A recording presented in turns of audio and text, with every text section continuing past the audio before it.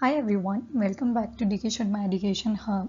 तो आज का जो हमारा लेक्चर है वो स्टोन एज का लास्ट लेक्चर है और ये बोल सकते हैं कि एक तरह से ये ट्रांजिशन की तरह एक्ट करेगा किस किस के बीच में, बिटवीन द स्टोन एज में लास्ट फेज था न्यूलिथिक एंड हड़प्पन सिविलाइजेशन।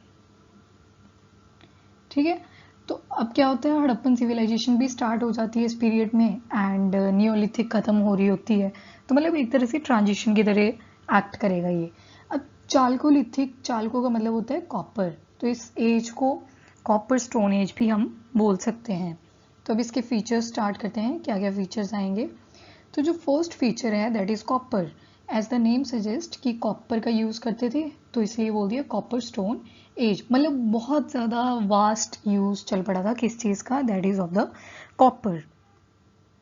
फिर सेकंड आता है ओकेजनल यूज्ड ब्रॉन्ज। ब्रॉन्ज को भी यूज करते थे ये लोग, पर करते थे कभी कभार। ठीक है, कॉपर और टिन का मिक्सचर होता है ब्रॉन्ज। देन थर्ड आता है contemporary of Harappa. As I told you कि एक तरह से ट्रांजिशन पीरियड था, तो कंटेम्प्रेरी मतलब कंटेम्प्रेरी का क्या होता है, यहाँ हड़प्पा चली है तो यहाँ पे साथ साथ में चालकोलिथिक भी चली हुई है। फिर आती है कम्युनिटी। कम्युनिटी जो थी रूरल थी, पहले हमने देखा था कैसी थी कम्युनिटीज, रूरल ही थी, अभी भी कैसी है, रूरल है। जैसे जैसे हम जाएंगे हड़प्पन सिविलाइजेशन में वहां हमें देखने को मिलेगी अर्बन। फिर उसके बाद आते हैं हाउसेस। हाउसेस जो हैं वो दो टाइप के थे, एक रेक्टेंगुलर थे और एक हमारे हट टाइप थे। ठीक है, जो घास वगैरह से बने होते थे, या मड एंड थॉस्ट हाउसेस भी बोल सकते हैं, वॉटल एंड डॉब हाउसेस भी बोलते हैं इनको, वॉटल एंड डॉब हाउसेस। तो एक ही बात होती है ये।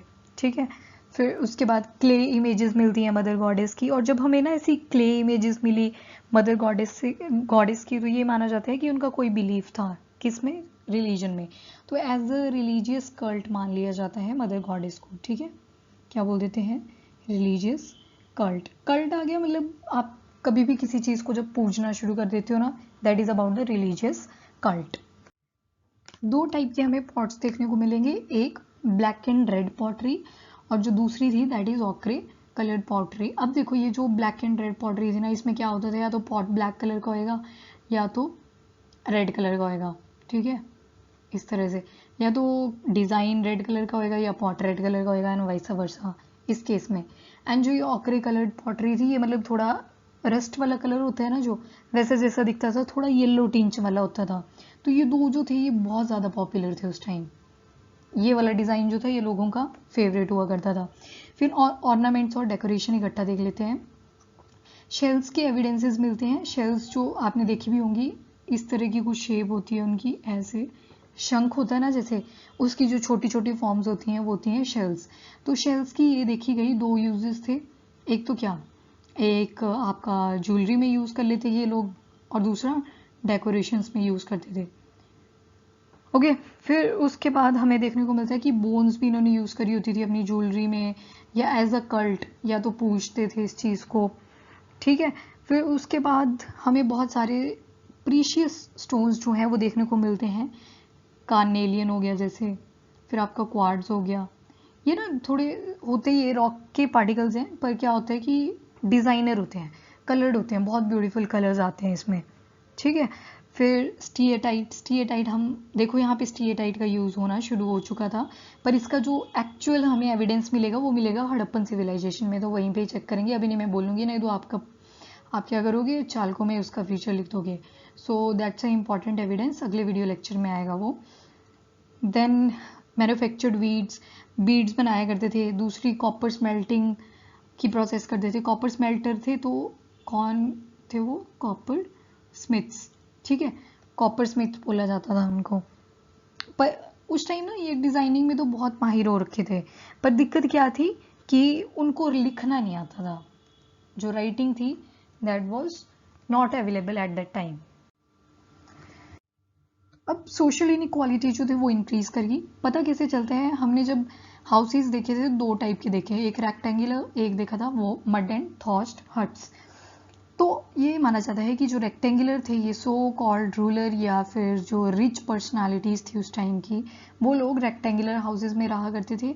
और जो पुअर थे वो कहाँ पे रहते थे, that is in the mud and thatched houses. ठीक है, तो यहाँ से पता लगता है कि जो सोशल इनइक्वालिटी थी वो इंक्रीज होनी शुरू हो गई थी। ऑल्सो थोड़ी सी जेंडर बायसनेस भी आने लगी थी। जो हमने पॉट्स वाला देखा था ना, तो पॉट्स का जो काम था वो सिर्फ अब मेल्स कर रहे थे, फीमेल का उसमें कोई कॉन्ट्रीब्यूशन नहीं मिलता। देन इन्फेंट मोर्टालिटी रेट जो है वो बहुत ज़्यादा हो गया था। कैसे पता चलता है, क्योंकि हमें महाराष्ट्र में ना बहुत सारे बरियल देखने को मिले हैं जिसमें सिर्फ छोटे बच्चों की ही बॉडीज़ मिली थी। तो इससे पता चलता है कि जो इन्फेंट मोर्टेलिटी रेट था वो बहुत इंक्रीज हुआ था। तो अब इंक्रीज कैसे हुआ infant mortality rate, may be mall nutrition की वजह से, ठीक है, या फिर हो सकता है कि प्रेग्नेंट वुमेन थी वो माल न्यूट्रिएंट थी, फिर और क्या रीज़न हो सकता है कि डिजीज़ फैल गई थी। ठीक है, डिजीज़ हुई, या तो फिर ये हो सकता है कि क्या पता जो बॉडी थी वो फीमेल की थी तो उसकी वजह से उनको मार दिया जाता था। तो यहाँ पे जेंडर बायसनेस दिखती है। बट जो हमें बरियल में बच्चों की बॉडीज मिलती है वो दोनों जेंडर्स की थी। तो these two might be the reasons, mall nutrition, disease. ठीक है, so this is all about the general characteristics. अब जो हम वो देखेंगे कुछ चैल्कोलिथिक, अब देखेंगे हम कुछ चाल्कोलिथिक की इंपॉर्टेंट साइट्स। ये ऐसे टेम्परेरी सा एक मैप, यहाँ पे आ जाओ। पहले राजस्थान वाला एरिया जो था, मैं शॉर्टकट में लिख रही हूँ, आप पूरी स्पेलिंग लिखना। यहाँ पे हमें एक मिलता है देखने को बनस कल्चर, और एक मिलता है आहार कल्चर। फिर मध्य प्रदेश वाले एरिया में आ जाओ, मध्य प्रदेश आप पूरा लिखना। यहाँ पे हमें मिलता है एक कयात कल्चर और एक मलवा कल्चर।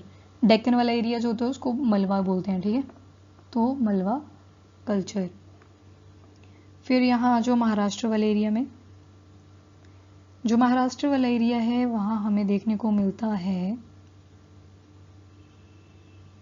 जॉर्वी कल्चर। ठीक है, सो 3 मेन साइट्स होगी हमारे पास, राजस्थान, मध्य प्रदेश, महाराष्ट्र। तो राजस्थान में 2 कल्चर देखने को मिले, बनस कल्चर और आहार कल्चर। मध्य प्रदेश में 2 मिले, कयात कल्चर, मलवा कल्चर। महाराष्ट्र में हमें देखने को मिलता है दैट इज जॉर्वी कल्चर। थोड़ी सी साइट्स भी देख लो, जैसे ये जो महाराष्ट्र वाला पार्ट है यहाँ पे हमें इनाम गांव, दायमाबाद, सोनगांव, चंडोली, कुछ ये वाली साइट्स मिलती हैं, ठीक है, महाराष्ट्र के अंदर। एंड मध्य प्रदेश के अंदर देखें तो एक तो साइट का नाम ही कयात है, एक है नवदतोली।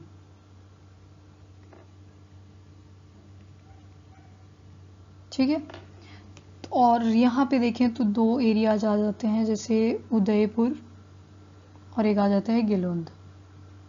तो ये आगे चाल्कोलिथिक की जो मेन साइट्स हैं। बाकी जैसे निवासा महाराष्ट्र में मिलती है हमें देखने को, फिर नासिक है वो भी महाराष्ट्र में देखने को मिलती है।